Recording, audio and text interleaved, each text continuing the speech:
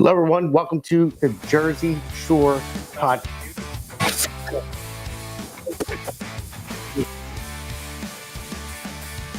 Stone cold hearts in the land of the free. Galvanized truth, just you and me. Freedom ain't cheap, gotta hold tight. In Jersey Shore, we'll win this fight. No more tears, just righteous pride. In the streets, our spirits reside. Unity strong, we walk this line.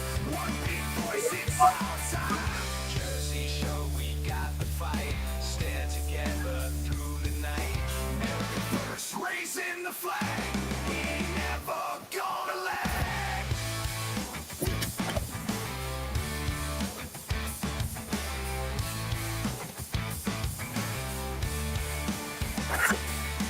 No more tears, just righteous pride. In the streets, our spirits reside. Unity strong, we walk this line. One big voice, it's our time.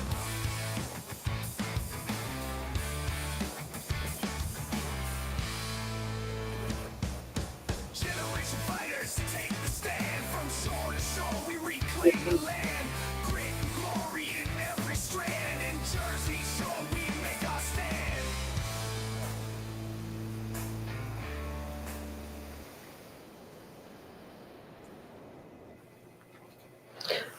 Hello, everybody. Welcome back to the Jersey Shore Podcast. It's S-U-R-E because we are always sure. And we see a little bit of difference there. You're going to see this is the start of the APN, America's Pulse Network. So we have a special guest that's going to be coming on in about a moment. I just want to get through the monologue, and we'll talk about the new network and everything else in a little bit. But I just wanted to just talk about, the Democrats. They're absolutely losing their minds. Every single day, they prove just how out of touch they are with reality. I mean, let's start with DOGE. I mean, Elon Musk is out there exposing government waste and holding government workers accountable just to basically prove they're alive. But and that's funny. It really is that people that they're so up in arms about it. They don't want to answer the emails, and the Democrats or the far left, they say it's wrong. Well, we want to know who we're paying. I know just today on my way here, found out there was a guy I was listening to on the radio. I forget what state it was. He was collecting Social Security checks under 34 different Social Security numbers. It was over $1 million a year. They just exposed. So I don't know what the deal is. Why Democrats are so afraid. There's a reason why. So that's why the federal district judges are blocking DOGE. So I'll put that in your mind and you think about it. Why are they? Then there's Ilya Omar out there. Telling doing the interview and saying that Americans are stupid, voters are stupid, you can't talk to them. Well, thanks, keep going, keep going down that road. It's going to look really, really good for you. And then we have the NSA. The NSA, we're more focused on DEI quotas than national security. Turns out these intelligence professionals were using government channels to chat about their personal fetishes. Now, we're talking about national security here, and these clowns are acting like they're on Tinder. It's unbelievable. And let's not forget about the insanity of the far left that are still fighting for men to play in women's sports. So we'll get into that later. But if the left keeps wanting to double down, have at it, because the red wave is going to turn into a red tsunami soon. So let's bring on our special guest, Peter Mimmo. Peter, thank you for coming on. We'll be on in a second. Hey, Damon, it's great to be here. I'm back in the saddle. I had done about 80 plus shows on PHT prior to the election. Then when the election was over, I kind of gave it up, because it's a big sacrifice, the work that you do. But it's important to get the message out. I didn't think there'd be anything to talk about after the election. It turns out there's more to talk about now than there was even before the election. So maybe I stepped back too soon, but thank you very much for the invite. Yeah, no problem. So I always say, if you don't like the news, what's going on right now, wait 5 minutes. It's going to change because that's how fast things are moving. Damon, and we had talked about this when we were chatting earlier in the week. The way I see it, the Democrats have one plan, and that's the hope that Trump fails. That's it. The only path back to power is betting against American success. That's really sad. No vision, no plan, no leadership. just waiting and praying for America to lose. I don't think I like that position if I was a Democrat. No, I wouldn't either. And I don't understand. They don't, it's almost like they don't care. And Trump needs to be mindful of that too, because the number one thing with voters and American citizens is the economy. Of course, we care about the border and we care about everything else, but when your wallet's hurting, you have to get the economy. It doesn't matter if he inherited no Biden, I would say, economy, and it wasn't his fault, but he's got to turn it around pretty quick because they're going to use it against him. They're already trying. It's been in a month, and they're saying, "Oh well, how come things still cost this much?" It's like the price of eggs. The whole last 4 years, they never even mentioned eggs. Now all of a sudden, this guy's been in 3.5 weeks, 4 weeks, and they're worried about the price of eggs that quick. Well, things don't move quite that fast, even if we make the changes that we want to make. It will come, but it takes time and it takes consumer confidence. And the people have to see that, the efforts that Trump and his team are putting in are going to be successful. And then they're going to, I think it'll be a wave. I really think things will turn around. I was looking at his cabinet meeting the other day, and I was thinking to myself, in my lifetime, this might be the most solid cabinet that I've ever seen in a presidency. I mean, these are serious people. These are people that want to get a job done. And, when Kash Patel got confirmed, I finally slept at night because to me, he was the most important of all the nominees. They waited for last for him. I'm just so happy that he was able to get in and that the Republicans stuck together. That was a surprise, huh? Yeah, it was. I mean, that's the only thing. Republicans tend to get in their own way, and we do it here in New Jersey as well. But they stuck together. It's frustrating. I'm a Pennsylvania voter, right? And Madeline Dean is my representative. She voted over 99% of the time with Nancy Pelosi. Now, there's a big difference between San Francisco and Jenkintown. So why would she be voting Pelosi's values? What about our values? We live on another side of the country. I'd like a little bit of representation in Washington to kind of be our voice. I mean, I don't expect you to go, far right, but you could at least be sympathetic to some of the constituents that you have in your district rather than going, just being a yes vote for Pelosi on every vote. It's frustrating. Yeah, I know. It is frustrating. It's very frustrating. But going back to Kash Patel, I think that was one of the number one getting him in. And well, I knew Rubio was going to get in. He was very important. And even Gabbard and RFK, I liked him getting in as well. Hegseth, that was a surprise for me that he was picked. I didn't really think Trump had his eyes on him, but when he picked him, I was like, that's a great pick. Like he wasn't even on my radar for a pick. I might be reading between the lines, but when Rubio got 99 votes, I was starting to think maybe that's not good because the Republicans just don't get that kind of support in the Senate. Do some of the Democrats know something we don't? I sure hope not. But the good thing about Trump is, I like Rubio. I think he'll do a good job. Good thing about Trump is if you don't get the job done, you're not going to be around a whole heck of a lot of time. He'll make his moves. There's no question about that. And the other thing is Trump this smart or is he this lucky? He seems to be pressing all the issues that are like 75-20 issues. Illegal criminal alien deported. They're protecting that.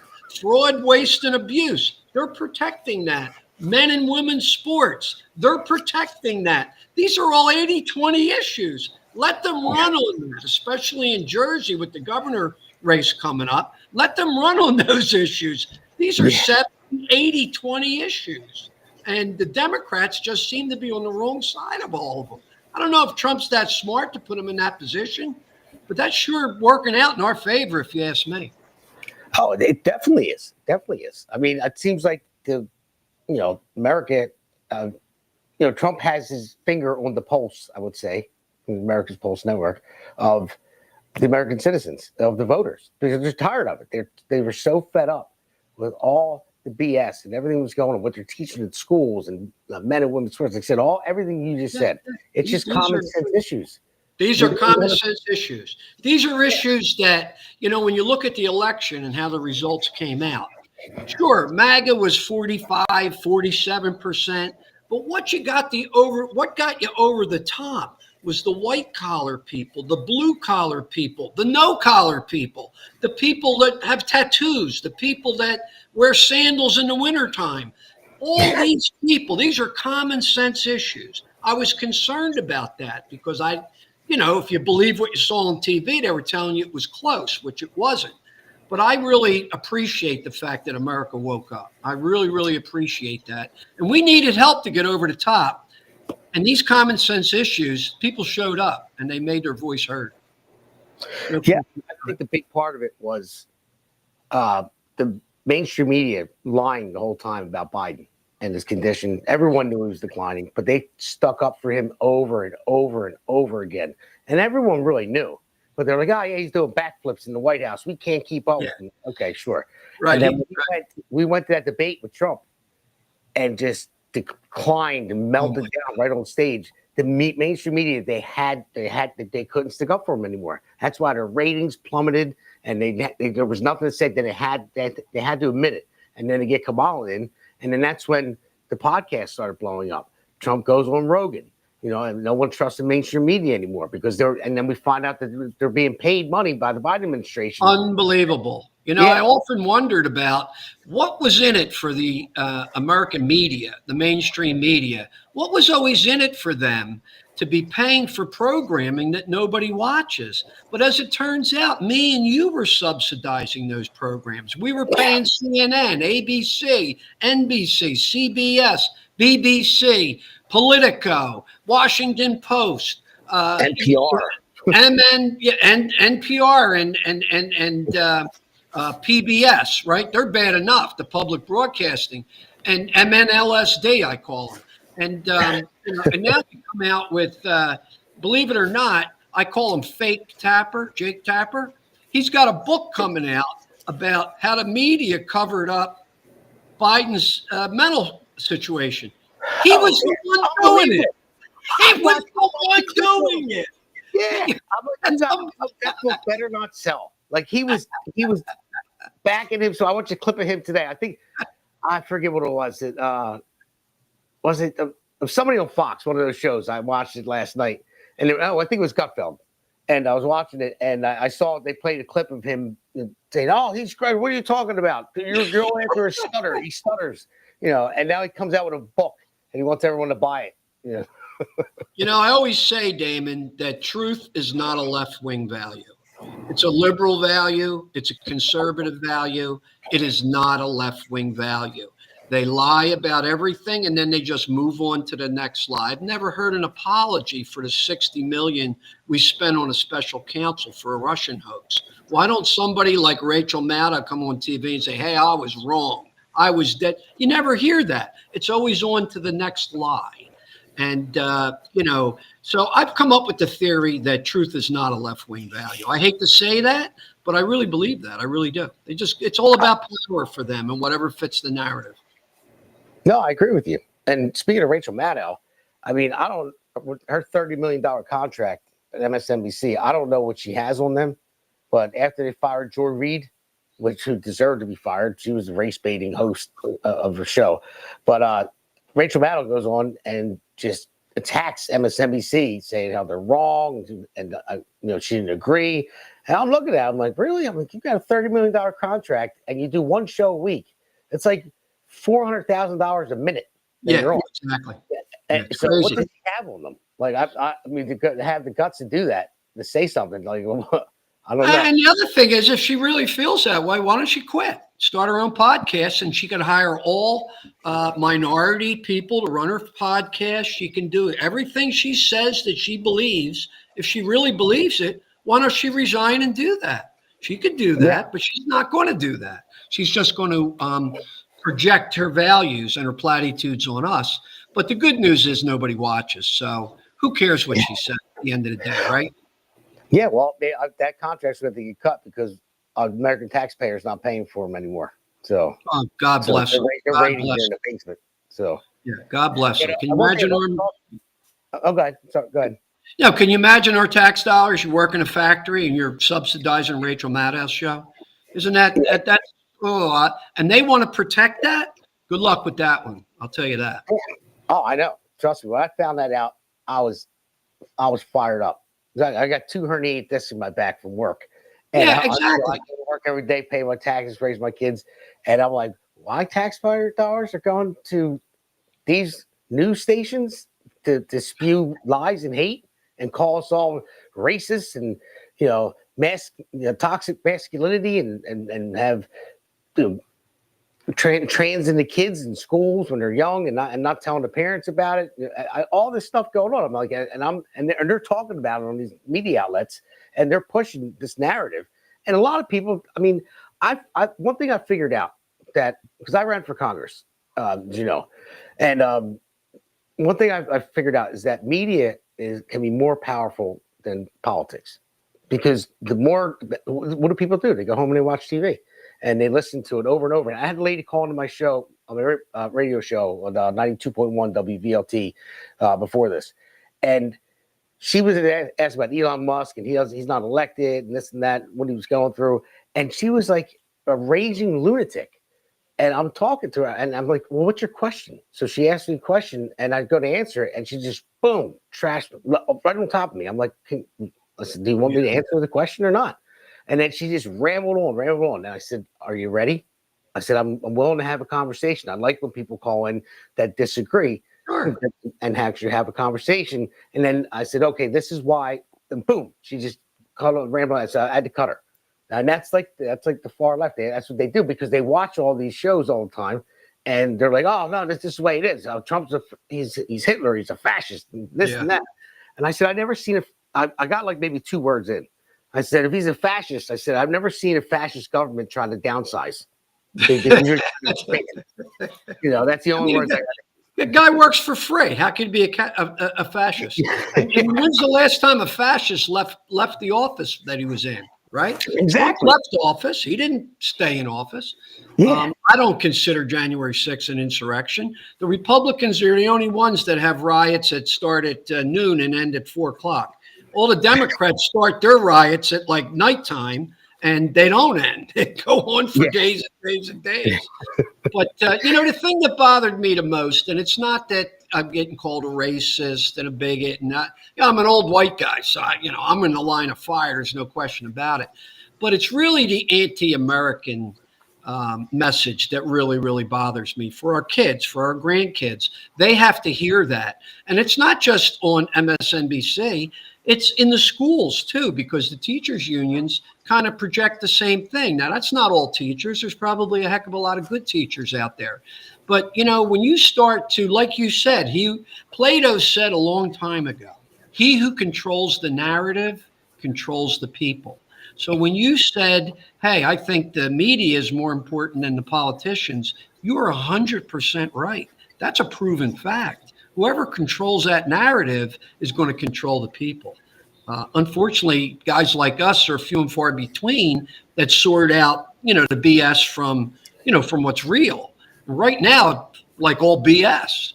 So, we can't control that, but more and more people are going to podcasts. You see CBS, NBC, people ain't watching those shows anymore. They're listening to Dennis Prager. They're listening to Ben Shapiro. They're listening to Damon Galdo. They're listening to Mark Levin.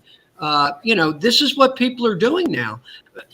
It pushed me to do that. I was never a podcast guy, but I want the truth, whether it's good news or bad news. I just want to know. That's all. And I couldn't get that out of the mainstream media. So tell me a little bit about CPAC. That had to be really exciting to be there. What a CPAC this year. The energy, you could feel the electric on TV. Yeah, I mean, I've been to CPAC in New Jersey twice. First time I went down to Virginia. It was right outside of DC. And yeah, the energy was amazing. It was really good. We got a couple great interviews. I'll cut some clips in a minute. But we set up down there, walked around, talked to people. And a divide from everybody. It's like it was the same thing as the inauguration. Like I didn't see one argument, one fight. Like nobody like talking bad about anybody. Mm-hmm. Everyone was happy. Everyone was on the same page. It felt like they're getting their country back, and it was just like, like a breath of fresh air. Like finally, we can get out of this mess that we're in. with this Biden administration, and even I would say the Obama administration started it, and they were shocked that Trump got in the first time, so that's why they tried to go after him so hard. But now he's back, and now we're getting our country back. You can see it in everyone's faces. I interviewed a couple J6ers there too. Yeah, and listen, thank God Trump let them out. Even the ones that, were involved in some stuff they probably shouldn't have been involved in. I mean, they did 4 years. They got a record on, and they had to pay a lot of money to their lawyer. Believe me, they didn't get any big break for sure. And the poor kid, Enrico, he was in Philadelphia. He wasn't even in Washington, D.C. He got 20 years. Can you imagine that? 20 years. He wasn't even in D.C. Yeah. Enrico Tarius. And I'm not promoting the Proud Boys or the Oath Keepers and this guy and that. I don't even know who these guys. I never heard of them. But, they're not a main thing in the Republican Party, that's for sure. But you also mentioned that one of your callers said that Elon Musk wasn't elected. Do you remember the name Valerie Jarrett in Obama's administration? What was her role? Yes. What was her role? Nobody elected. How about Susan Rice in the Biden administration? What was her? Who elected her? Okay. And you talk about DOGE and I mean, do these people forget this is the guy that invented PayPal? He's already got your social security number. He's got your check routing. He's got your Venmo. That's a good point. I didn't think about that. If he wanted that, he'd already have it. I mean, why would the richest man in the world want my money? It's a weak argument. And I hope they keep fighting him because I believe the groundswell of American people see where their money's going. And it is really making a lot of people upset. It really, really is. And I'm so happy that transparency is coming and we're seeing where this money's going. It is disgusting. It really is disgusting. Yeah. So, all right. So listen, for CPAC, I'm going to roll first clip. Let's play S1B1. Fighters take the stand from shore to shore. We reclaim the land. Grit and glory in every strand. In Jersey Shore, we make our stand.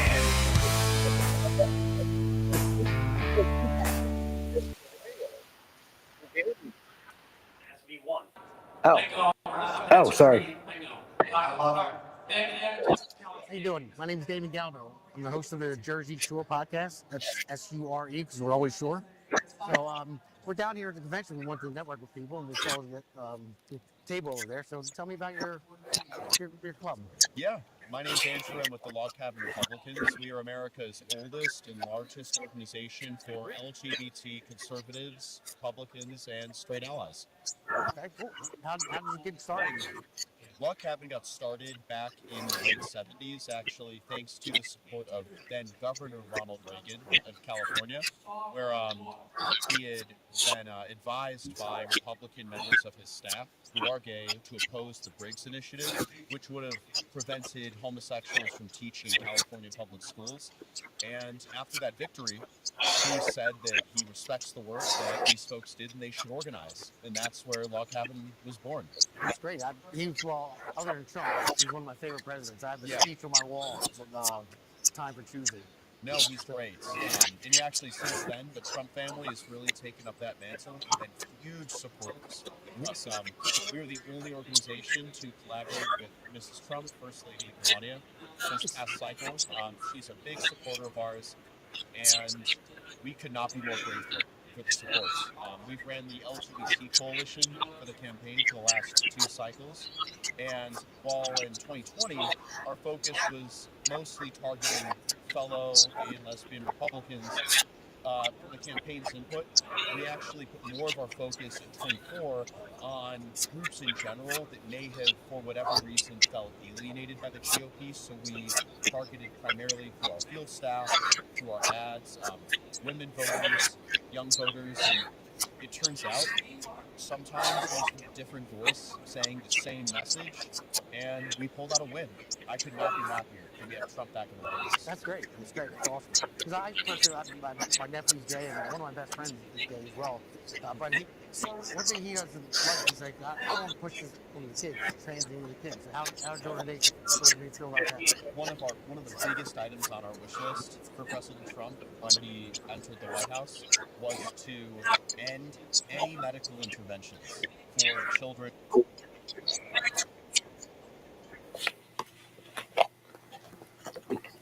Good interview there, Damon. Log Cabin Republicans, they've been around a long time. Yeah. I mean, I'm telling you, man, my back was on fire when I was standing around all day. But yeah, but it was good. I walked up to the table and I asked him about it, and I asked him to interview, and he was more than happy to do that. So I think he hit on a lot of good things. Let me ask you a question. One interesting thing from CPAC that not a lot of people are talking about. A, did you have a chance to cast a vote in a straw poll? And B, were you surprised that Vance won the straw poll? I know he's got a lot of wind at his back, so to speak. But, I'm still holding out hope for DeSantis. I think DeSantis is really a proven conservative. You've seen what he's done in Florida. He doesn't have the charisma of a J.D. Vance, but he sure has a proven track record of being a conservative, what he's done down in Florida. Yeah, I mean, I think he's one of probably the best governor in the United States. I mean, there's other ones out there that are pretty good, but I think DeSantis is a great governor. He's straight, he's to the point, he's honest, he knows what's right, he knows common sense, and he's not afraid to put himself out there for what is actually common sense and right. That's one of the reasons that I really jumped on his bandwagon. He was the first one to get away from the mandates and the masks and the vaccinations, and everybody said all the kids are going to get sick, all the kids are going to die. If he was wrong about that decision, he would be out of politics for good. He made a stand, went out there on his own, and he was right. And I give him a lot of credit for that. It took a lot of guts. Florida was open and free before any state in the whole country. A lot of people were going to Florida because you didn't have to wear a mask. You didn't have to have a vaccine to go into a club or go shopping or whatever. And I give him a lot of credit for that because he really stood out. So what'd you think about the straw poll? I don't know. I didn't get a chance to be involved in it. I wound up leaving a little bit early. So, because like I said, I wasn't feeling that great. My back killing me. So I can't give you too much information on it, to be honest with you. And how do you feel about Vance winning that? Is he somebody that you would lean to in 2028, or are we just way premature to even talk about it? I think it's premature to talk about it. I'm just saying I love DeSantis, but I would go with Vance for president after Trump. I mean, he's vice president now. So, I mean, if DeSantis wants to run again, then he may, but maybe he should be vice president. So, yeah. That'd be pretty cool. And yeah, he's my age, I think. He's young. DeSantis is he's not a really old guy. He's got a great resume too. Went to Yale on a baseball scholarship. Came from a middle class family. Then he went to law school. I think it was either Harvard or one of those schools. Got his law degree. Joined the Navy as a JAG. Served in Iraq. Got a Bronze Star over there. Came back, ran for Congress. I mean, the guy's got a solid resume. He's a great family man. But J.D. Vance, the same, right? He, very educated guy, came from nothing, put himself through school, did serve in the military. So I like our position. We got a lot of great candidates in our bullpen, so to speak, don't we? Who are they going to run? I guess Gavin Newsom. Who else would they run? Gavin Newsom's the guy? I don't know, AOC. Oh, geez. I don't know if she's old enough yet. You got to be like 35 or something to be president. I don't think she's that old yet. She would be in 28. Oh, yeah, in 4 years, yeah. She may have her eyes on Christian Hildebrand's seat in the Senate. That lady, Christian Hildebrand, who's been a New York senator for years, older white lady, would seem that she would be able to knock her off her perch in a moment's notice. Plus, Schumer's getting old. That POS, so to speak. And AOC's on the way up. Believe me, her in the Democratic Party, believe it or not, she has a lot of magnitude. She's got a lot of gravitas. It's hard to believe, but very hard to believe. Very, very, very hard to believe. I don't know how she's an Instagram like star. That's about it. I mean, and that's what it is. You know, you're popular enough on Instagram. She's giving lectures about how stupid Elon Musk is. I don't think we're going to get too far with that one. Say what you want about Musk. He's a weirdo. He dresses weird, right? Yeah. He's not stupid, okay? No, he's not. I want to see her create a rocket that, you know, that Exactly. He's not a dumb guy. There's no question about that. Not a dumb guy. We need people like that. You know, we finally have smart people that are in charge of things, as opposed to the last administration, which was the absolute worst team to address the world, the foreign policy, the economic, the moral, cultural issues here. The exact wrong team in place for the last 4 years. The amount of damage they did is measurable.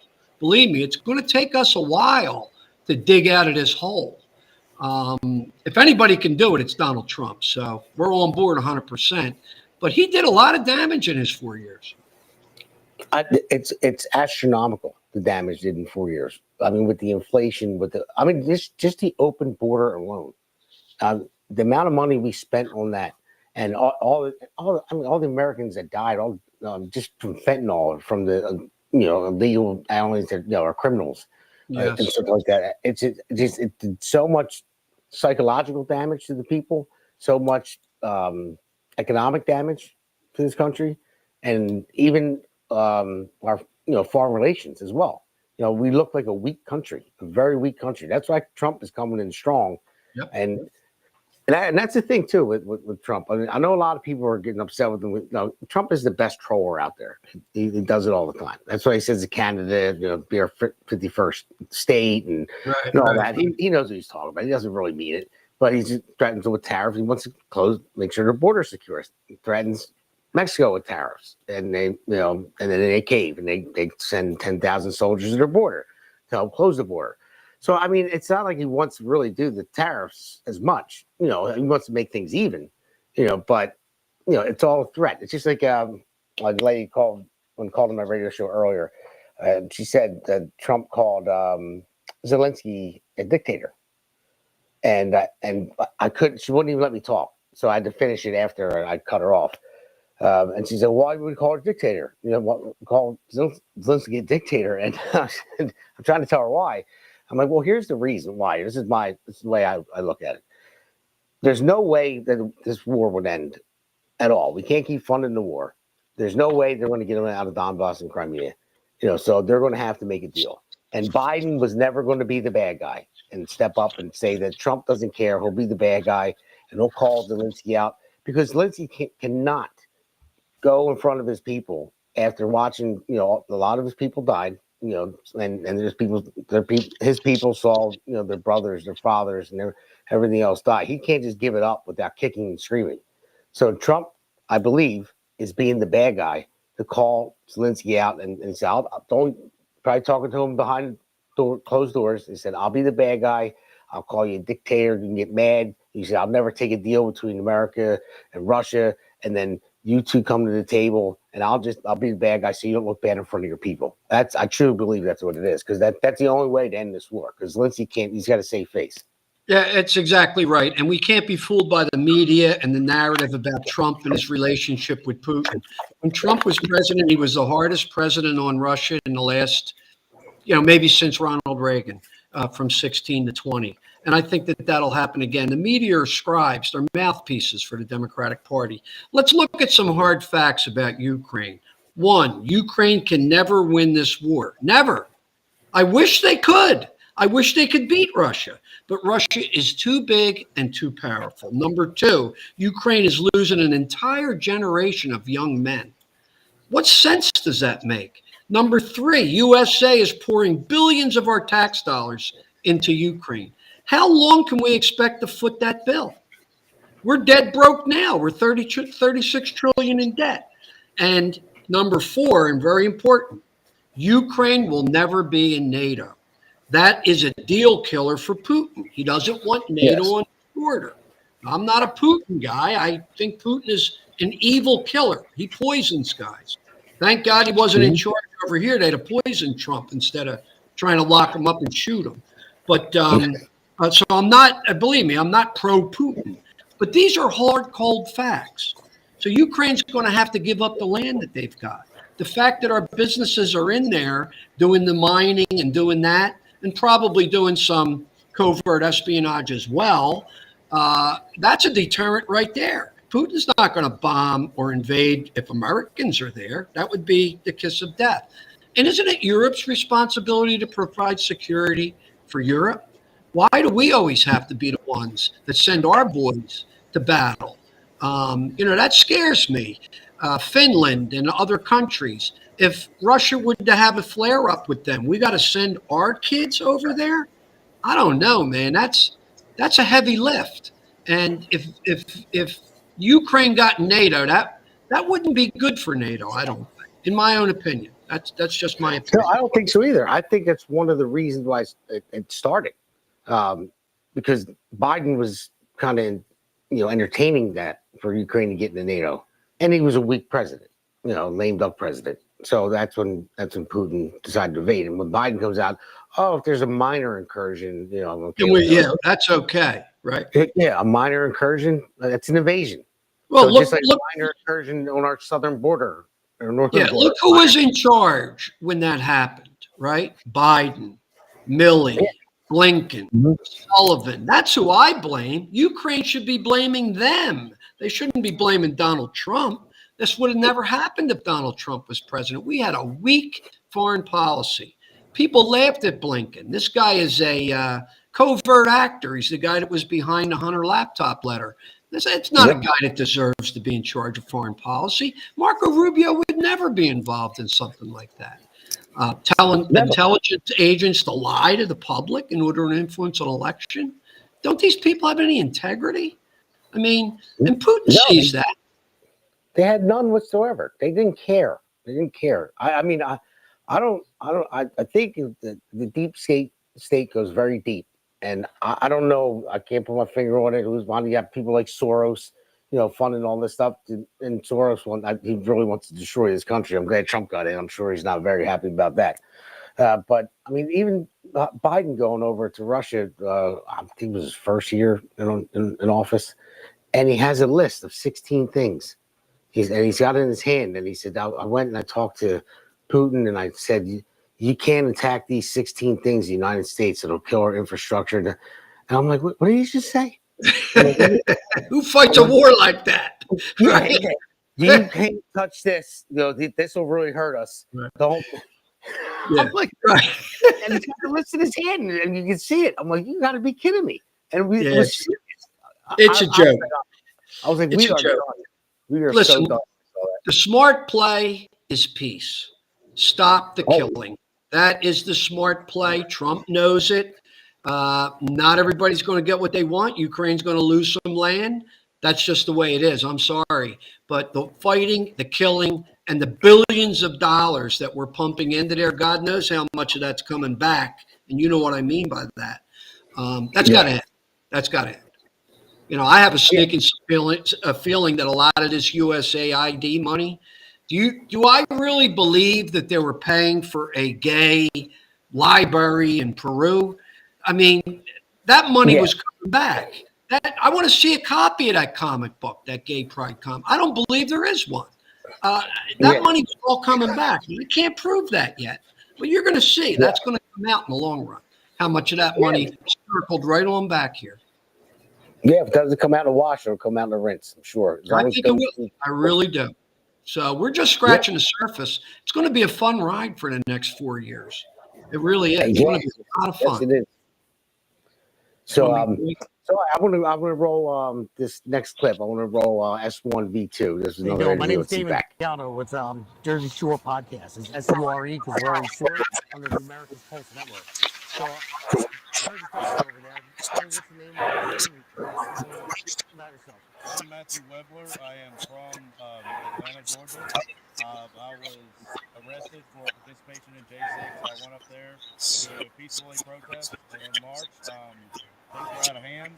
I went in the building and walked around for 20 minutes. I didn't do anything wrong. They didn't charge me with anything but a misdemeanor and a petty offense. They came with 50 officers to my house, guns drawn, put my wife in handcuffs, and destroyed my life over a petty offense, less than a misdemeanor. When they came in my house, they found an unregistered short barrel rifle in my neighborhood that I had a stop on it. It had a short barrel. I didn't register with the feds, and I got 5 years for that.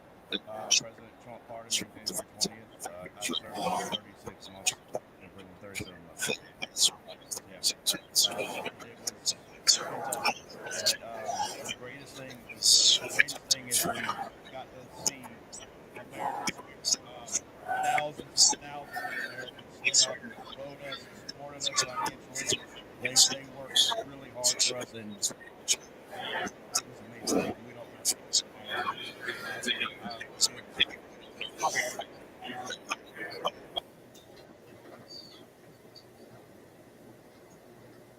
All right, so we're back up here. So that interview with that guy, I cut it short. I'm going to play the rest of it later. There's a lot worse things that happened to him after that. They adopted a 2-month-old baby. They weren't allowed to have kids. Not allowed to have kids. I'm sorry. They weren't able to have kids. And then they wound up losing the baby, and his wife left him. And it goes on all this that happened to him. So his entire life was ruined because he walked through the Capitol. Wow, that's great. Yeah, the other interviews with other people, I'll play in different episodes. People just walked in, didn't do anything, and walked out. And he said the doors were wide open. Now, I don't condone J6 at all. I mean, people are smashing windows and everything like that. No, they were stupid. They shouldn't have ever done anything like that. But if the doors are open and they're letting you walk in, I need to go to jail for that. Yeah, and when you couple that and contrast it to what we saw in the George Floyd riots, the people that were burning buildings down, there were people that were killed in fires, there were deaths, and I haven't seen the prosecutions of them. I haven't seen the heavy hand of the law coming down on them like they did all these January 6 people. I mean, they had a woman that was over 70 years old, a grandmother. They went to her house with a SWAT team. I mean, now what sense does that make? This government under Biden, the Department of Justice under Merrick Garland, was the most corrupt, most, I'm just going to say heavy-handed in their prosecutions against conservatives and religious people. I've never seen that in my life where they didn't care about anything, how it looked or anything. They wanted their pound of flesh, and they got it one way or another. Totally wrong. I mean, these people did not have fair trials. You're going to put them on trial, and you tell me it's a trial of their peers in Washington, D.C., where 99% of the people voted for Biden. Do you know that the prosecutions for the January 6ers was like 1,200 to 0? They didn't lose one case. Now, that's impossible. There's usually a technicality or something. Evidence was misplaced or somebody falls through the cracks. No, but they were 100% on their prosecutions. That's impossible unless you're in Washington, D.C., where you got D.C. judges and you got D.C. juries. So, that's what you're up against. And everybody says, I want to prosecute this guy and that guy. Well, we saw Durham. If you remember the Durham report that came out, where he prosecuted some FBI agents for the Russia hoax. He had emails, text messages. He had them dead to rights. They all got off, except for one guy that admitted that he lied on a FISA warrant. They all got off because they were prosecuted in Washington, D.C. They all got off, even though the evidence was overwhelmingly stacked against them. So I don't think we'll get any convictions if we prosecute in D.C. But I would like them to have hearings so we could at least find out what the truth is.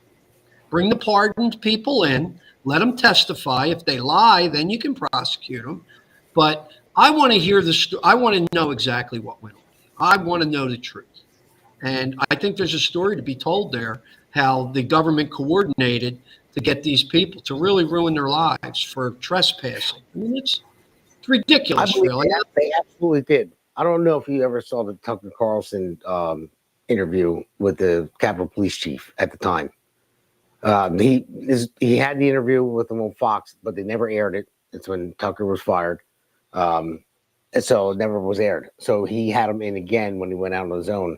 And that interview, the police chief, he talks about how he kept calling in for National Guard over and over. He wrote a book about it, and he has everything time stamped with the phone calls. He said he made over 60 phone calls, and they just kept stonewalling him.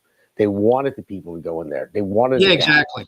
Exactly. And hopefully with Cash Patel at the FBI and Bongino, we're going to find out how many FBI agents, or they're going to say, oh, we weren't any FBI agents. They were all assets that were in the crowd. Well, who was handling those assets? Who were they emailing? Who were they texting? Who were they getting their instructions from?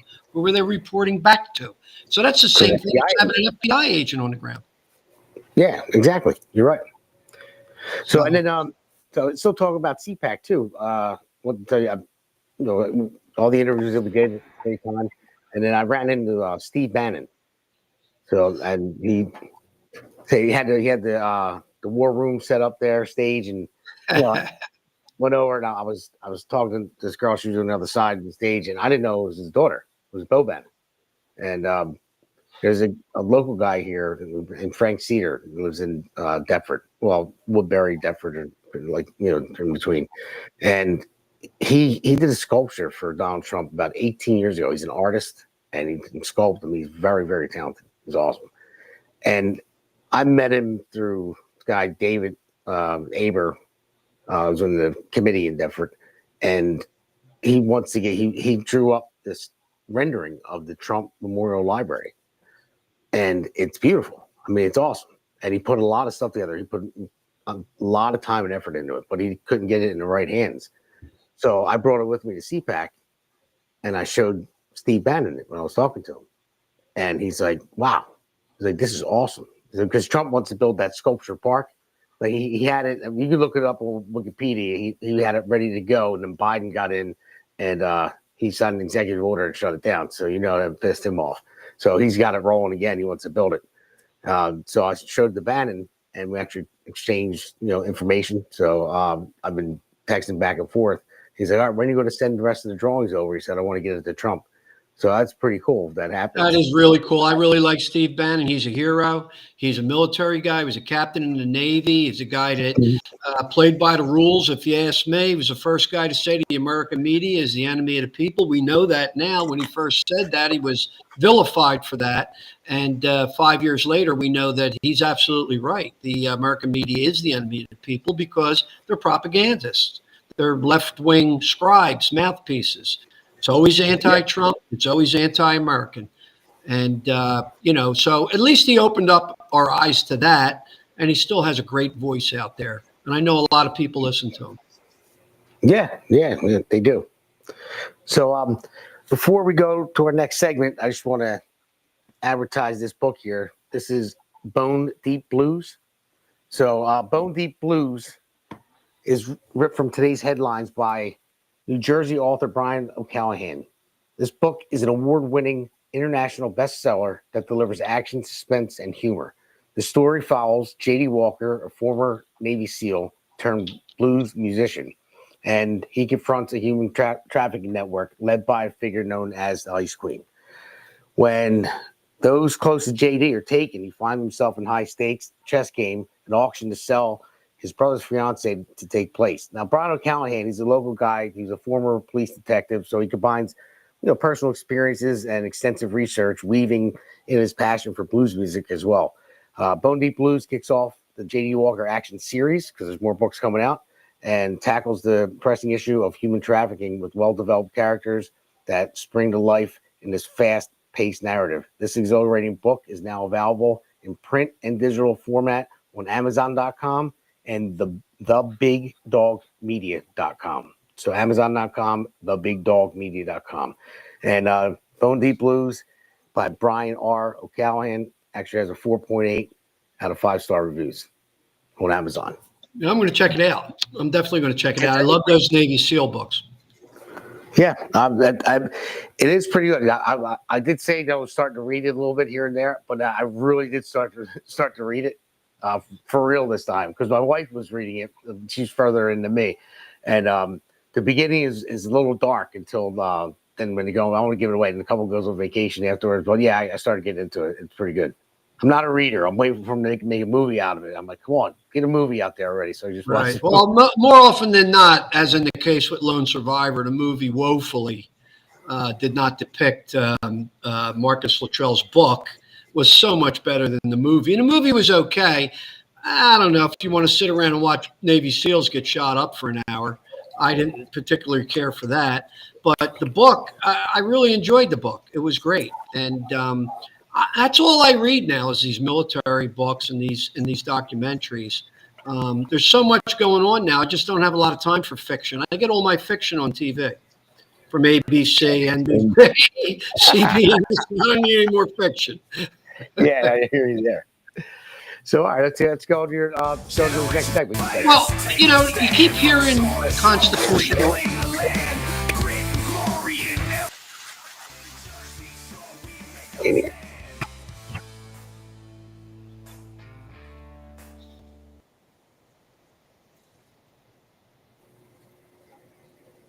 All right, we're back. I have to get used to the lay of the land here, Damon. I don't.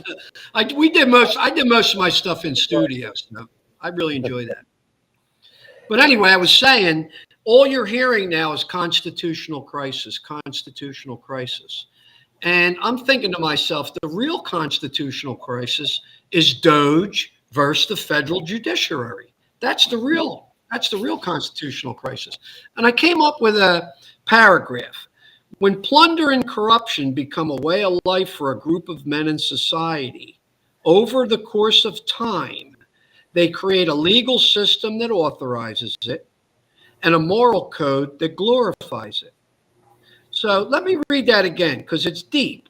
When plunder and corruption become a way of life for a group of men in society, over the course of time, they create a legal system that authorizes it and a moral code that glorifies it. And that's exactly what we're seeing right now. They have a legal system that's putting a stop to this corruption, this waste, and this fraud. And they have a moral code through the media that's glorified it over the years, saying you've got millions will die if you stop money from U.S. aid. And to me, this is the biggest constitutional crisis of our time. This is exactly what we're witnessing right now in Washington, D.C. The media, the Democrat Party, the unions, they're all protecting waste, fraud, and abuse. And now I'm told through federal district judges, somehow the Constitution compels the president to go along with fraud and waste and abuse. I don't know. The waste, corruption, fraud, stealing of our taxes, subsidizing people who hate us, subsidizing perversion in other countries. Somehow, if you question or audit it, it's you who is destroying the Constitution. You are a threat to democracy. Somehow, somewhere, the framers of our Constitution intended to protect waste and corruption. So how do I justify that? I mean, a federal judge in Washington gives a nationwide order that the president can't enact the platform that he was elected by 77 million people to enact. I don't understand where these federal judges get this power. Now, I've read the Constitution just recently, the first 7 articles. I was looking for the part on federal judges. Guess what? Not in there. Doesn't exist.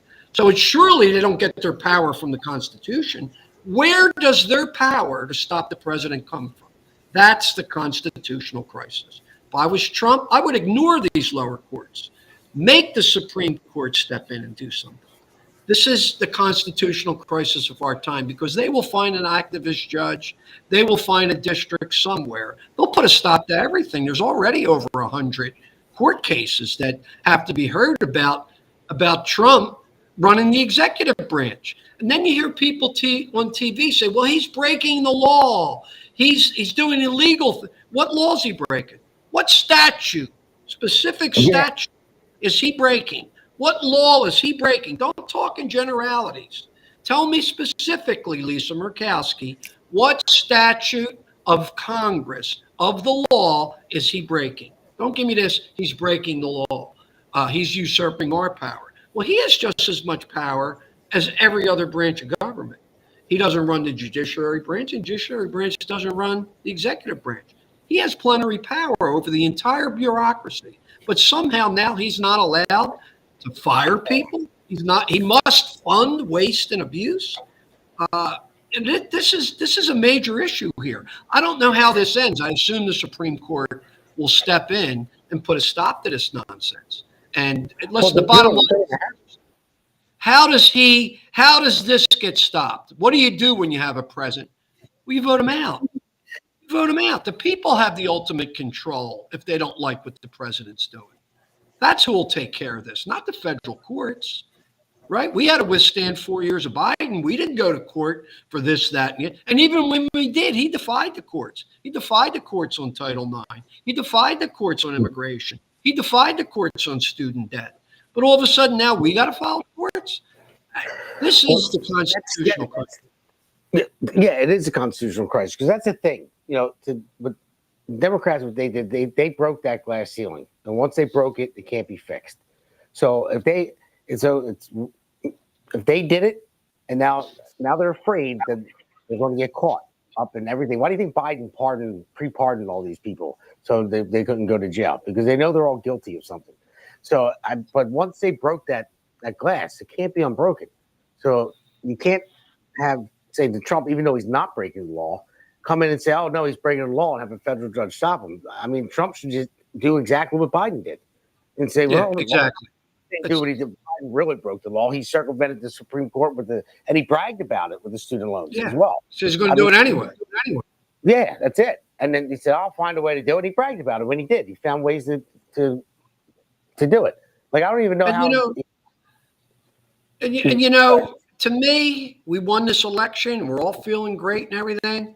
But to me, the moment is right now. The iron is hot. The sun's out and we're making hay. It's not optional. The budget, not optional. We will go bankrupt if we continue to spend at this rate. Everybody knows it. Foreign policy with Iran, they will be nuclear if we don't do something.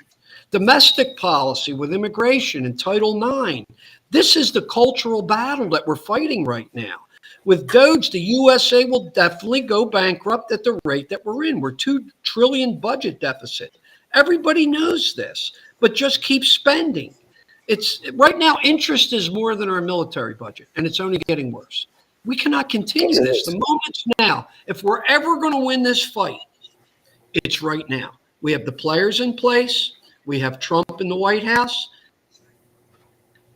This is the time for us to seize the moment. The fight is not over. No, that's what I always say. We have to keep our foot on the gas. We got the win, but we're not there yet. The only problem is, though, it's kind of like the American way. I know they don't want to cut entitlement programs, and they're not going to. I mean, we can't. They're not going to cut Social Security, and I know they're going all over the place. And always cut 180 billion of Medicaid or Medicare, whatever. But Americans enjoy their entitlement programs, and they like to spend. So I wish it was different. I wish that everyone would get a job and go to work in the private sector and then grow the economy. But that's something like this new bill that they pushed through. Now, they did a great job pushing through. The Speaker, Mike Johnson, to get that slim margin that he had to get everyone pushing through. Now, do I like everything in it? No.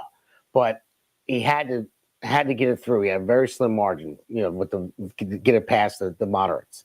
And he did, but that's going to raise the debt ceiling over the next 10 years. It's going to add another $4 trillion to our debt. So, and we're already 37 trillion in debt. Yeah. But it's just going to keep going. So there's only a couple of things that we could do. I mean, we're not going to cut the entitlements. I know that. It's not going to happen. Or we're going to go bankrupt. Or we have to bring jobs back to the United States and get a roaring economy. And that's the only way.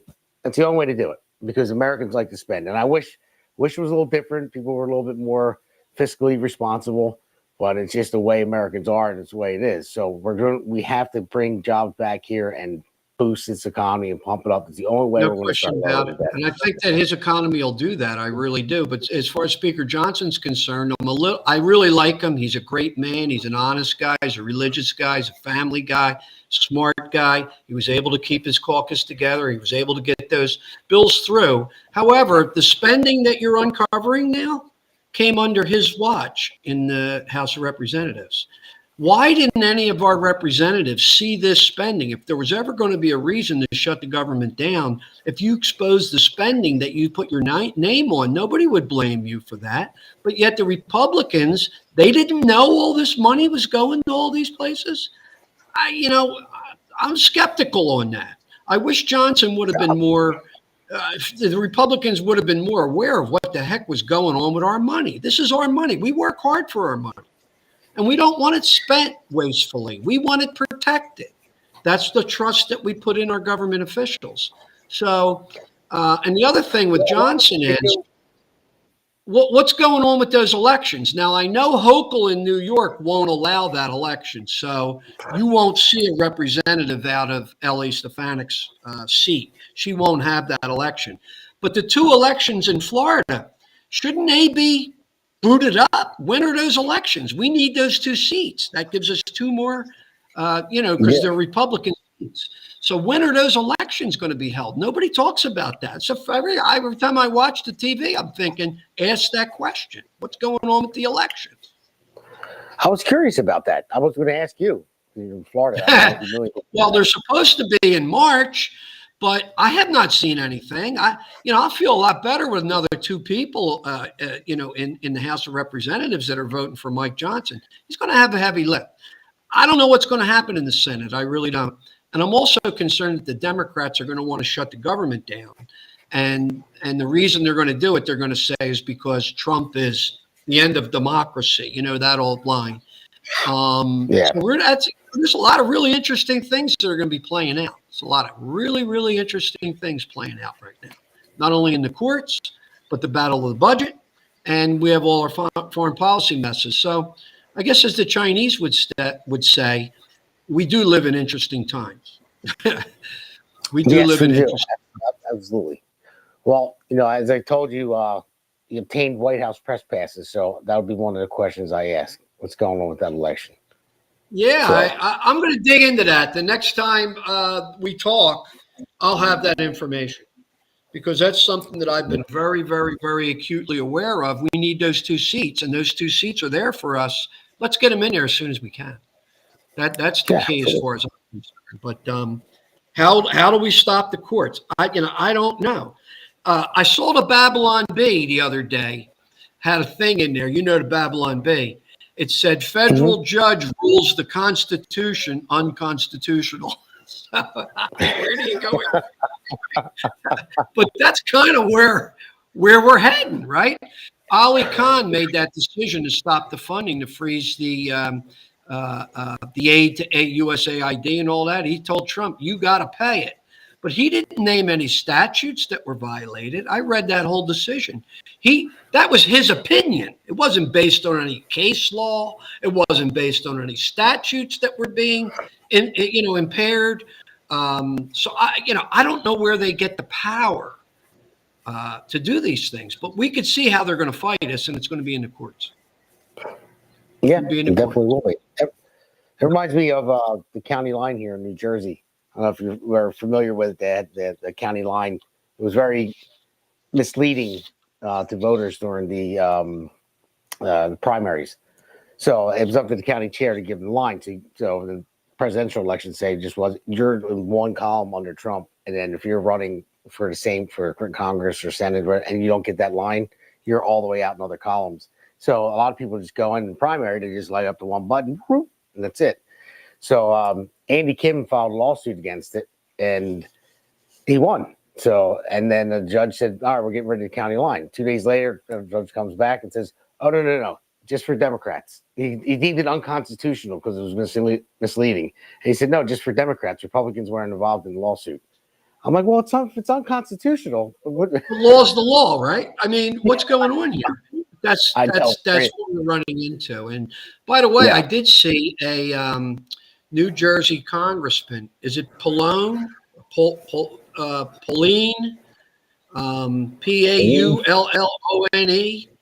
And he said that he's all for this spending, that this spending shouldn't be cut, that DOGE should be put out of business, And all that crazy spending, they should go along with it, and they should let the tax cuts expire, and give every American a 20% tax increase. This is the guy in Jersey. So, with Scott Pressler over in your neck of the woods, he did an amazing job in Pennsylvania. He's an amazing guy.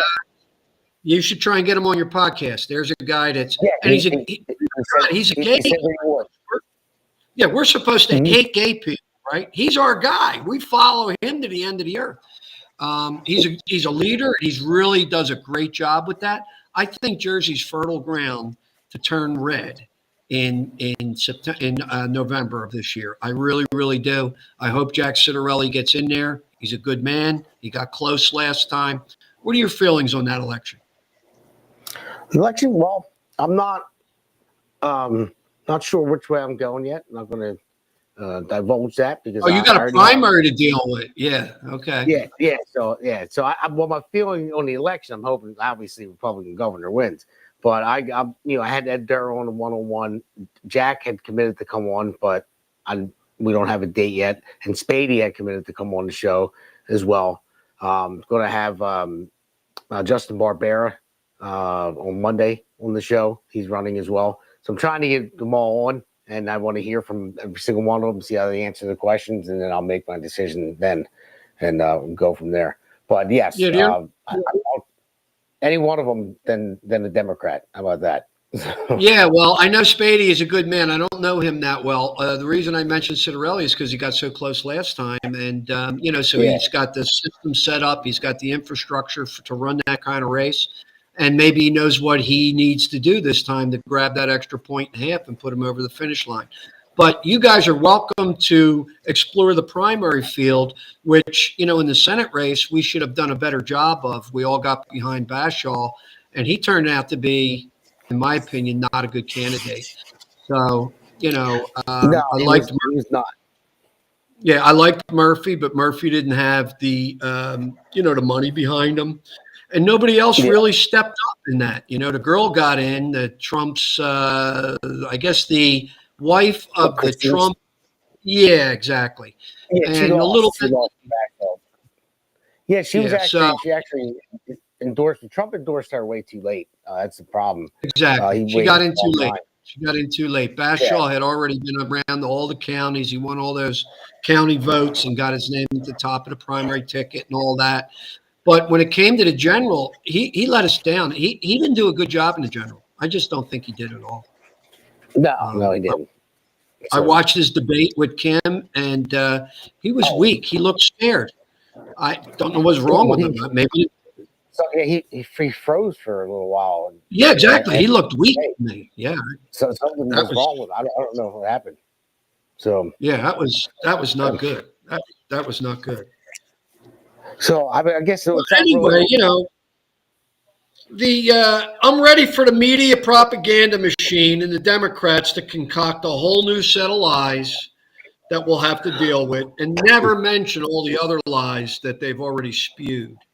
So they're going to be coming at us with, they're going to cut Social Security, they're going to cut Medicaid, they're going to cut Medicare, they're going to make sure that kids don't have school lunches. I don't think any of that is on the table to be cut. When we talk about Medicaid, we're talking about people that don't deserve it. Fraud, waste, corruption. I don't know how anybody can argue against that. But let the Democrats argue that point. It's a losing point for them, in my opinion. Yeah, well, what the Democrats want to do, they just want to blow money as much as they possibly can, get 4 votes, and get elected, and just keep kicking the can further down the road. And that's all they care about. So they all care about power. I mean, there was a lot of Republicans the same way too. That's why I believe in term limits, because you should have term limits for everything. You can't be in the Senate for 40 years like Biden or whatever. And it's just, you need new blood. I mean, and with the spending too. That's the whole point of Congress. That's why Congress is only 2 years, because they handle the money, they handle the spending. So if they're spending too much money, you vote them out. Exactly. Senate's a little bit longer, but that's it. So. But the House of Representatives is closest. The House of Representatives is the closest to the people. They set it up that way because they're the closest to the, the representatives of the people. That's why it's every 2 years, and that's why they control the money. Somebody sees something they don't like, they have the power to vote them out. We have a saying as far as the term limits go in Washington, D.C. Washington, D.C. will never fix Washington, D.C. You could send all the conservatives, the Chip Roys, the Mike Lees, the Jim Jordans, but nothing ever changes. Now we have an opportunity. We have a unique opportunity to change Washington, D.C. We got to go for it. We got to resist the backlash. We got to resist the media narrative and the media lies, and we got to get it done. This is our chance, Damon. This is what we voted for, and this is what we want. So yeah, you're absolutely right. You're absolutely right. So we this is our chance if we have the position. This is the closest I think we're ever going to get, and that's why we can't keep our foot off the gas. But I got a couple clips. I have some clips cut for this segment. So Yeah, go ahead. But let's check this one out. Let's roll in 30 days. S2V1. Let's take a look. What I've said very publicly, the Democrats need to play possum. This whole thing is collapsing. It doesn't need Elizabeth Warren and somebody screaming to pacify some progressive advocacy groups in Washington, which, by the way, I wish these people were just useless. They're actually worse than useless, that they're detrimental. And they never, ever learn to shut up. And so, Dan, this is what I believe. I believe that this administration, in less than 30 days, in the midst of a massive collapse, and particularly a collapse in public opinion, it's going to be easy pickings here in 6 weeks. Just lay back. So you literally think 30 days to 6 weeks, the Trump administration is effectively going to collapse in terms of public support? Well, it's collapsing right now.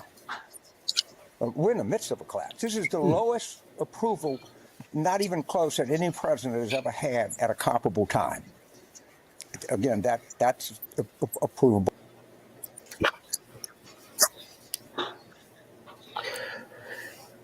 So, what do you think about that? What I think is a fool that stays a fool, and James Carville is a fool. He's just stupid. Yeah. Now, why is he so special? He got Bill Clinton elected. He beat George Bush, the first Bush. How did he do that? There was an independent in the election that got 13% of the vote. His name was Ross Perot. If Ross Perot wasn't in that election, you wouldn't even know who James Carville is. That's the only reason that's his claim to fame, and he was pure luck because Ross Perot was in the race. Otherwise, Bush wins that race easy. So, listen. He's the guy that's doing all the squawking, and he's talking about everybody squawking. So, as far as I'm concerned, he could stay out there all he wants. He's not going to win any more elections. I don't think he's relevant. I really don't. No, I don't either. But he likes to get out there and talk a lot. Looks like he eats mice. For dinner, that guy. Nobody's reporting this. You're seeing a media narrative now that Republicans at these town hall meetings are facing backlash. Now, it has come out that all the protesters, the big mouths in these town hall meetings, are all funded by left-wing organizations. These aren't Republicans. Most of these people don't even vote in that district, but they're getting paid to go to these town halls and make it look like the people are revolting. Where does he get those poll numbers from? All the poll numbers I see say America is behind DOGE 100%. They're behind Trump. He's had the best approval ratings he's ever had in his life. So, I don't know. I'm seeing a different world than James Carville. I can tell you that. Yeah. Well, speaking of that, let's go to S2V2. According to Chris, quote, we have cultivated sources within the NSA, one current employee and one former employee, who have provided chat logs from the NSA's Interlink messaging program. According to an NSA press official, all NSA employees sign agreements stating that publishing non-mission related material on Interlink is a usage violation and will result in disciplinary action. Nonetheless, these logs, dating back 2 years, are lurid, featuring wide-ranging discussions of polyamory and, well, they're doing all these crazy things on taxpayer time. Right? This isn't them on their weird websites, like in their off hours. This is during their government employment using government networks. They're talking about their particular fetishes. And this is supposed to be part of the equity agenda, right? The equity agenda is to make sure that people who are sexually diverse staff the NSA. That's the important thing, not stopping foreign threats, not monitoring terrorist groups. The important thing is that weirdos who think that it's some sort of turn on to cut off their genitals can talk to one another. That is the most important thing at our institutions. Understand that for the left, our institutions are about reshaping the human beings who go into them and then using those reshaped human beings to reshape the United States of America. They are not about actually fulfilling the delegated functions of those institutions. The Department of Education is not about educating children. The Department of Education is about creating pipelines to left-wing interest groups that then reshape the nature of the American body politic. And apparently the NSA is about providing a safe space for people to discuss having their butthole zapped with lasers. I'm not even kidding.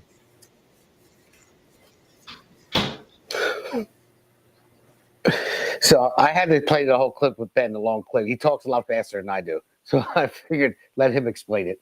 But it's unbelievable. I mean, what's your take on that? And you're just scratching the surface. You're going to find this in all the agencies. I mean, they've been so littered with left-wing ideology that people think it's actually okay to do that. They don't even wait till they get home to do these things. What they do at home, I could care less. They can go in all the chat rooms they want.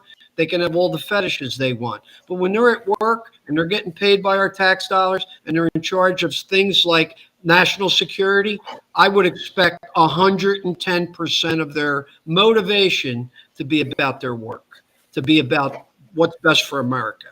And they have so little respect for us, Damon.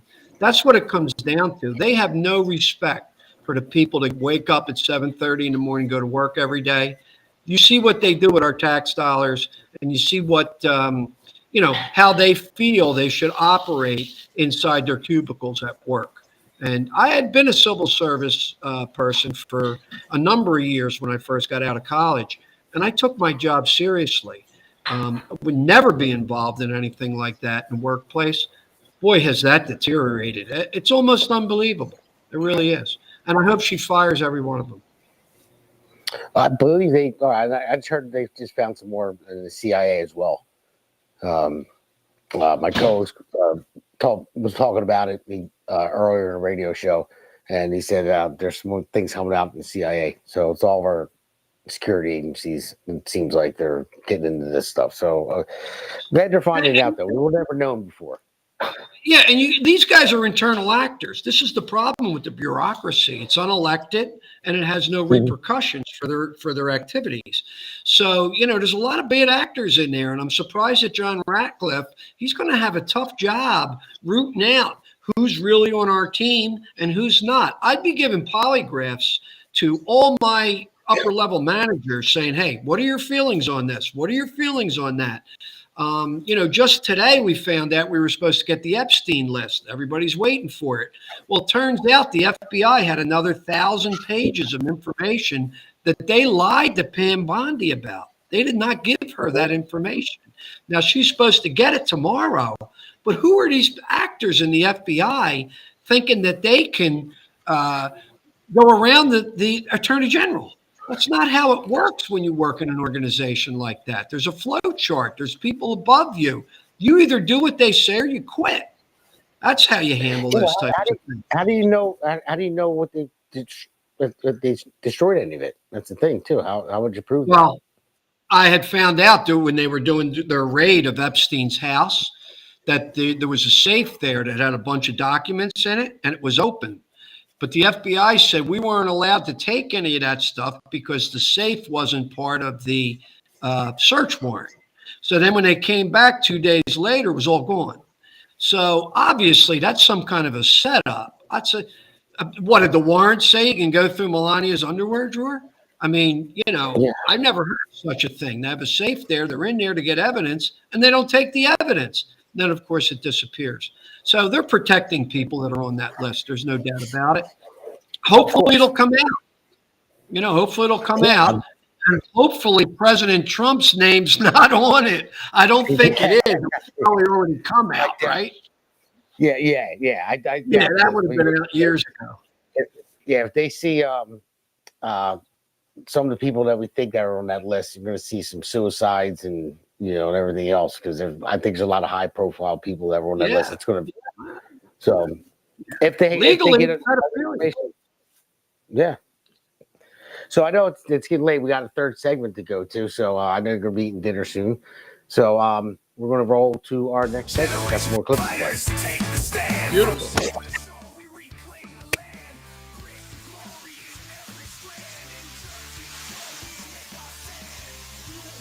Yeah.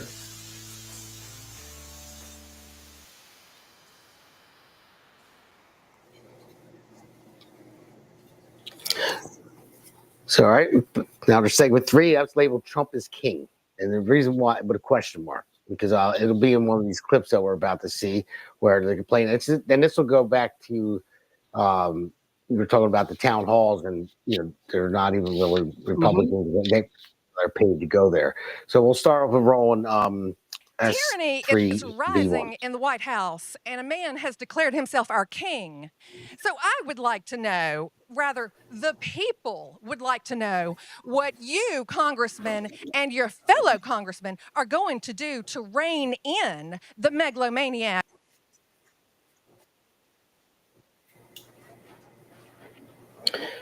Yeah. So called Trump King. So, and then more of that clip. I mean, they really go off on him. I think I had another clip in there with that, but he's they wouldn't let him speak. They were attacking him, and it was the same thing. The same thing as the lady that was on the radio show earlier. Like, just wouldn't let. He's like, if you want me to answer the question, I will. But I was just a bunch of people attacking him. He was trying to answer the question.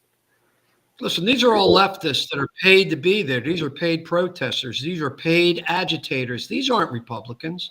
I guarantee you that lady might not even vote in that district. And then the mainstream media presents that as pushback to DOGE, which it is not. Pushback to Trump. I think everybody loves what Trump's doing. I'm not so sure about Canada being the 51st state or owning Gaza. I don't know if I'm on board with that, because I look at Canada and I see 2 Democratic senators. That's what I see, because they're kind of liberal up there. So yeah, I mean, the King thing, I guess that's the way they're going to approach. They're going to attack that thing. I was talking to a Democrat the other day, and he told me Article 2 requires the president. I said, whoa. Article 2 empowers the president.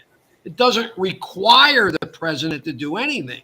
It empowers him to be the head of the executive branch. A single person, one person in charge of the entire branch of government, elected by the people. That's the way it works. Not required to do this or that. Now, he's got to follow the laws of the land. But the things that he's doing, name me a law he's breaking. Name me a statute that he's violating. I never hear it. All I hear is, oh, he's a king and he's this and he's that. But they never give specifics. And that's the way, that's the way they roll. That's their motto. Just muddy the water and never be specific. Mm-hmm. So, exactly. Never be about anything. It's just throw the mud and hope it sticks. But they don't understand. Like Trump is already a mud monster. So you could throw as much mud at him as you possibly can, and it can stick, and he's just going to be Trump. So that's all I hear. I hear it every day. As a king. So no, all 77 million people elected that king. I've never seen a king elected before. Yeah, you gotta deal with it. Suck it up like we did. Right? We sucked it up for 4 years. I mean, that hurt. That was painful at times. Believe me. But you had to go along with it. Yeah, no one that did cheat in that election. No one for sure. Absolutely. No way. In a way, it was a blessing, because Gen Z, Gen X, a lot of people saw now what the left is really all about, and they don't want it. They don't want a revolution by immigration. They don't want the end of the combustion engine. They don't want their economy to be turned inside out. We don't want any of those things. If electric cars are great, go buy one. I have no problem with that. But I sure as heck don't want to be forced to buy an EV. And what's that all about? It's supposed to be America. You're supposed to buy whatever you want to buy. No, you're correct. You're correct. So let's roll into. I'm not going to S3 give you my best foghorn leghorn response to that. But what I was, you can go ahead and sit down. Thank you. When you talk about tyranny, when you talk about presidential power, I remember having the same discussion with Republicans when Biden was elected.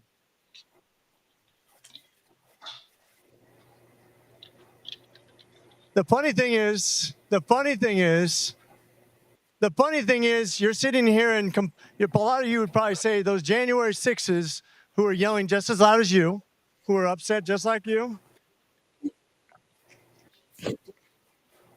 and not listening. Hey, let's restore some order. Let's restore some order. Hey, let's restore some order. So yelling at me is not going to get any answer, okay?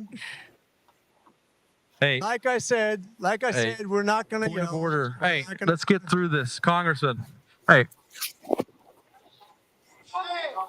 Yeah. I've seen Game of Thrones too. Thank you. Let's go ahead and move on, because if you're not going to listen to the answer, we might as well not discuss it, right? Do you want to hear the answer? If you'd stop yelling, I will answer. Otherwise.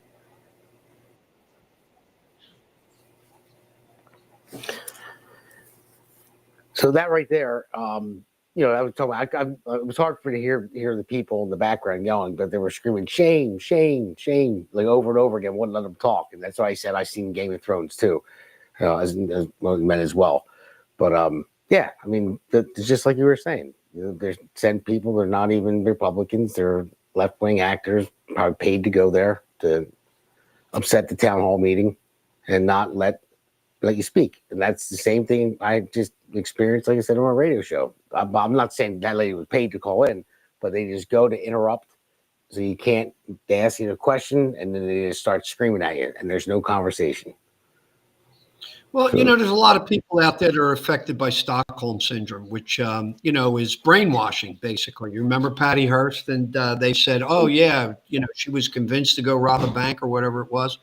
And they stay on the mainstream, the alphabet channels, and that's what they hear day in and day out. And they actually start to believe it. They actually it starts to resonate with them. And like you were saying earlier, who controls the narrative controls the people. And that's really true to a large extent. Unfortunately, it's just a fact. And they own the media. The Democrats have done a good job building their infrastructure with education, with media. They own all those things. And, so we got a heavy lift. We really got to shift the narrative. And I think it's podcasts like this that are going to help people do that. I really do. Yeah, no, I hope so. I mean, that's why we're doing this. I'm definitely going to try to shift the narrative. I mean, the Democrats played the long game. I'll give them that. They've been doing this for a long time. So, they really do. You got to give them credit for that. I hate to give them credit for anything, but I also want to I don't want to underestimate my opponent, right? Like the great Sun Tzu said, never underestimate your opponent. And I believe things will greatly improve for the American citizens, all citizens, races, creeds, genders, unions, young, old, and everybody in between. What will be strong military, energy independence, global respect, fiscal responsibility, common sense, and the end of abusing the justice system for political gain. These things are all going to happen, and they'll resonate with the people. It's a battle, but it's a battle that we can win. But we got to stay at it. We can't just relax now that we won the election and then let them carry the narrative, and then we lose the House. You know what happens when we lose the House? Trump gets impeached again. Probably won, right? For whatever. They'll make something up. But, that's the fight at hand right now. And, it's going to be a battle. It really is. It's going to be a battle. No question about it. They always say the end of democracy. The end of democracy. What the hell does that mean? Are they going to stop having elections? It's never defined. No media ever pushes back and saying, hey, end of democracy. What do you mean by that? Can you be specific? One thing, just one. We're a constitutional republic, by the way. So yeah, we're not even a democracy. We're a constitutional but it sells good. Again, the narrative, right? It sells good. Oh, the Constitution's in peril. These people don't even know what the Constitution is if it hit them on the head. But now all of a sudden the Democrats like the Constitution. Boy, that's pretty hypocritical if you ask me. But that's the deal. And the propaganda machine, it is active. It is really active. The Obamas, they made over $45 million fighting the system. Now, how does a guy like that make $45 million? It makes me wonder about all that money that's pouring out. And, now all of a sudden, all these politicians are worth unbelievable amounts of money. Where did all that money come from? I'd like to see that checked out at some point. I really would. I know we got a lot of priorities bigger than that. But at some point, I'd love to get around to see how Joe Biden amassed $20 million, making $180,000 a year. I just don't know how you do that. Maybe he's the best investor there ever was, better than Warren Buffett. But I don't believe that, right? Of course, I don't believe that. Of course not. So, all right, this is I think it's my favorite clip of the night. I'm sure you saw it. Let's roll. 2 weeks ago, I signed an executive order banning men from playing in women's sports. Many Democrats are fighting me on that. I hope you continue because you'll never win another race. And it's just crazy. If you look at what happened with the boxing, if you look at what happened with the weightlifting numbers, where a record that hadn't been broken for 19 years got shattered. But, they put up an eighth of an ounce here, an eighth of an ounce there, and it's 218 pounds or whatever it was that. And hadn't been broken in 19 years. And then guy walks up who transitioned. He transitioned, and he knocked out that record by about 100 pounds. That will be a record not going to be broken again in a longer. So we put a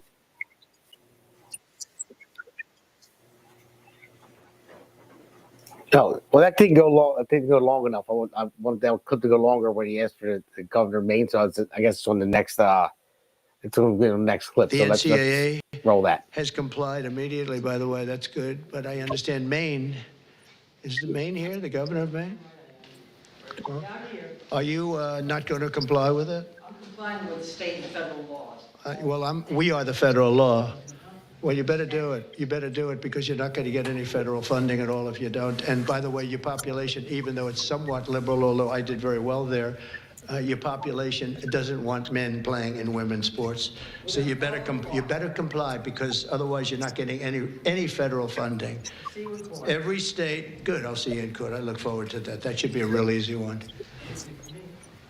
And enjoy your life after governor because I don't think you'll be in elected politics. Every state has a responsibility to comply with Title IX. They have an obligation, a legal obligation, and we'll be enforcing aggressively, and we're going to be protecting ourselves.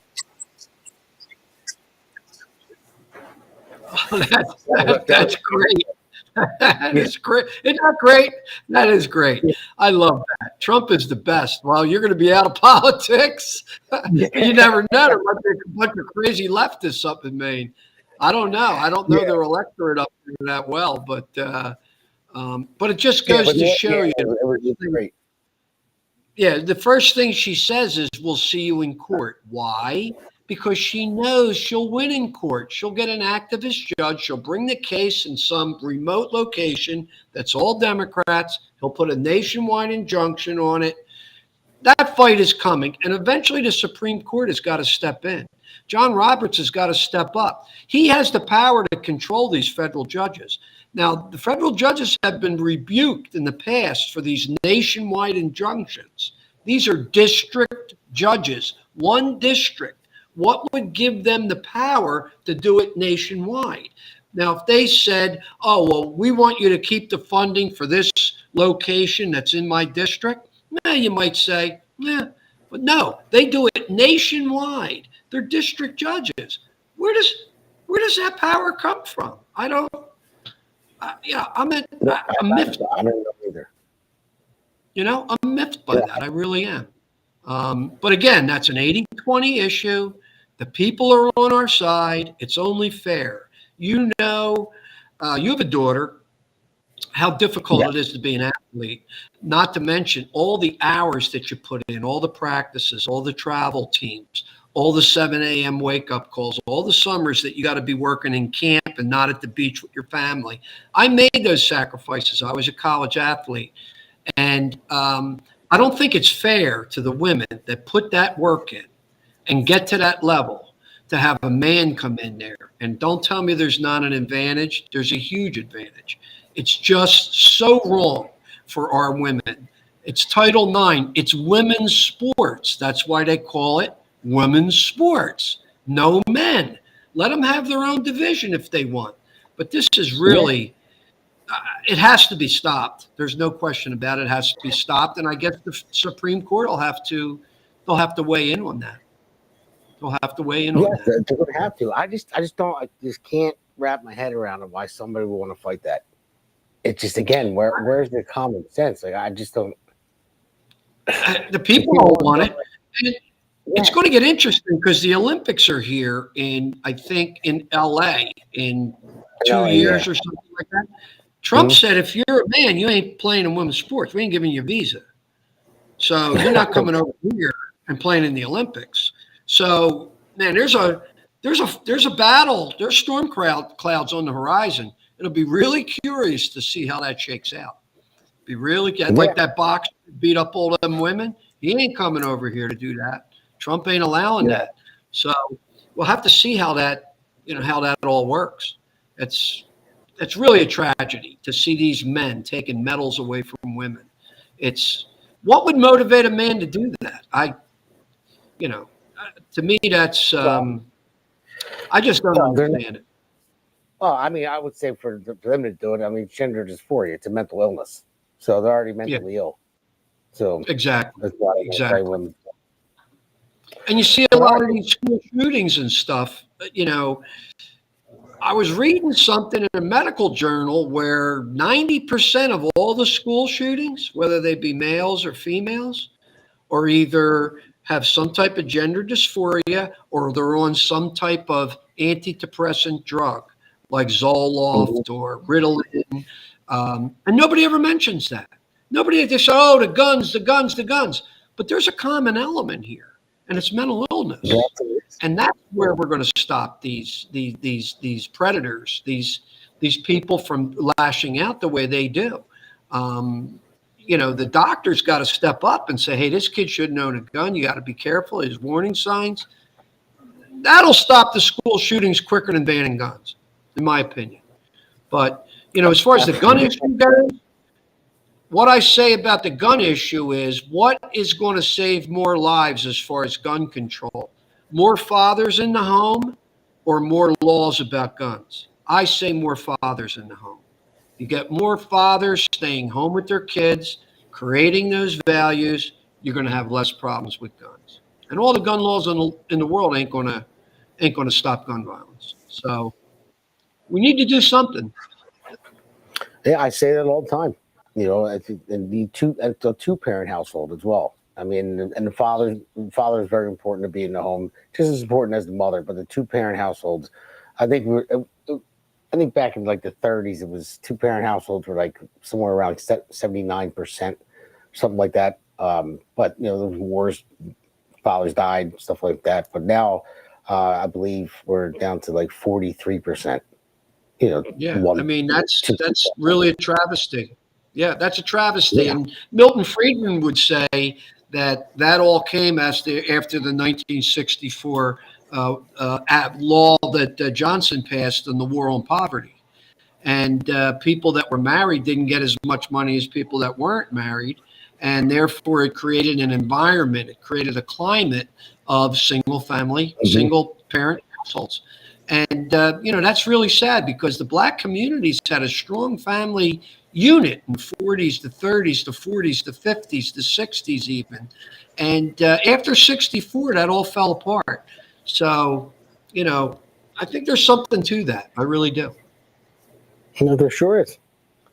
So, all right, well, it's getting late. We just have one last quick segment we're going to roll to. It's our JSP Award and Loser of the Week Award. And then we'll wrap it up. Sounds good.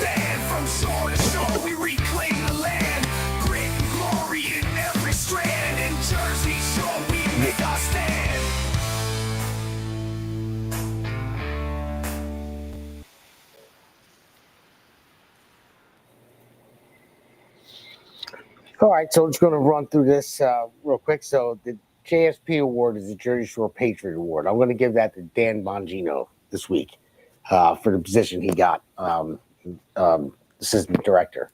So I was so glad that he got it. I didn't even know they were looking at him for that, but I think he'd be perfect. So I think he's a true patriot. I like him. I watch his podcast. Well, I'm not going to be watching it anymore. His wife's taking over. But I think he was the perfect pick for it. He's eccentric and he's like goes over the top a little bit sometimes, but he's on point. And I think he cares about his country. He's a patriot. So. Exactly. He's going to put 120% into that job. I just hope that Kash Patel was on board with that and Trump said, hey, is this the guy you want? Because Kash needs somebody that's going to be loyal. I believe Dan will be, but I don't know their relationship. I hope they get along because they're going to have to work together. That's a very important position, deputy director of the FBI. That's not just a figurehead. Remember our friend McCabe and all the stuff that he was involved in, all the illegal activity that he was involved in, lying to inspector generals and things like that. He eventually got fired, and then Biden, I guess, gave him his pension back. But that's a very important position, and Dan has got he's got a lot of work to do cleaning up that unit. He's got a lot of work to do. Yeah, I think he will. I think he will. So, well, for the Loser of the Week award, I got to go with the last clip that we played with Janet Mills. That Trump has kind of owned her in there. So she's getting Loser of the Week award. The video, the clip speaks for itself. So, but yeah, that was pretty good. I like how Trump just like kind of took her out and said, yeah, I'll see you in court. Sure. I'm going to win. So, but before we go, I just want to say thanks for coming on. And I just want to talk about my radio show, 92.1 WVLT. That's on from 5 to 6 p.m. every Thursday. And also the America's Pulse Network, all the podcasters. We have Alexandra Levine Live. We have the Conservative Corner coming on. And obviously the Jersey Shore, SURE. So, and we're going to be growing pretty substantially very fast. That's the plan. It's looking that way. So, but press passes, and then maybe I'll get Steve Bannon on that. I think that would be a big one. Well, that would be fantastic. If you could get Bannon on, that would be a feather in your cap, Damon. Yeah. So, but hey, listen, you're a great guest, awesome guest. Love to have you on again. Anytime you want to come on. It's good talk. Hey, Damon, I just had a little close I wanted to give, and so just take a second. In the long run, I think we need to get away from a fear-based culture and back to a faith-based culture. Fear breeds anxiety, paranoia, toxicity, ultimately separation. Examples: climate change, COVID, structural racism. Faith brings strength, brings confidence, it brings ambition, and ultimately unity. When secularism starts to replace the Judeo-Christian values, you see the result: dress codes, language, rampant drug use, nudity, and many, many more examples. American history, this first time in American history, less than 50% of the population have a religious affiliation. We need that to change. We really, really need that to change. And hopefully with Trump coming in, they said a prayer before the cabinet meeting yesterday. I thought that was really refreshing. It's been a pleasure being on your podcast. I'm sure I'll come back on again. You're putting out a really, really great message, and I'm happy to be a part of it. Thank you very much. Yeah, and just to speak to that too, another quick stat for you. I believe the numbers are about the same about people that went to church. Like back in the 30s, I think it was somewhere around like 80%. Now we're down to the low 40s, like 41%. So I think that's very important to get God back in your life. Exactly. So if you go to America's Pulse, AmericasPulseNetwork.com, that's our website. And if you want to apply, we have an application on there if you want to start podcasting. I don't know if I'm a podcaster, but I'll tell you this: I'm in the fight, and I'm doing my research and I'm doing my homework every day. I read the indictments, I do my research. I want the truth. That's all I really want, so that I can at least tell the people around me, no, that's not what happened. This is what happened. And I'm going to continue to do that. And, hopefully we'll get a chance to chat again soon. All right, you got it. Thank you very much. Have a good night.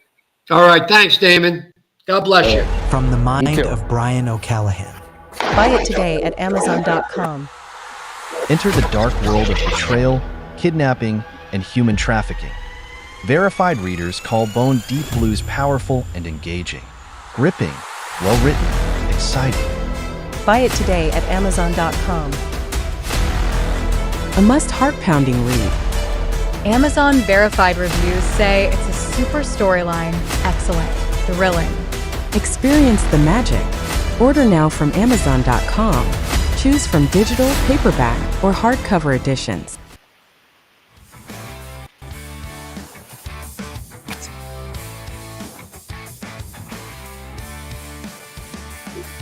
Stone cold hearts in the land of the free. Galvanized truth, just you and me. Freedom ain't cheap, gotta hold tight. In Jersey, sure we'll win this fight. No more tears, just righteous pride.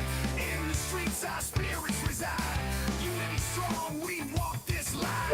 One big voice, it's our time. Jersey, sure we got the fight. Stand together through the night.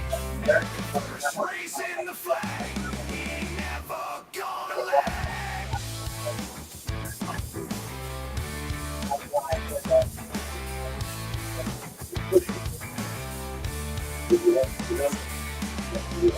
Tears, just righteous pride. In the streets, our spirits reside. Unity strong, we walk this line.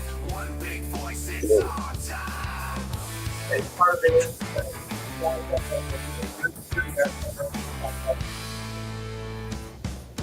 Generation fighters, take the stand. From shore to shore, we reclaim the land. Grit and glory in every strand. In Jersey, sure we make our stand.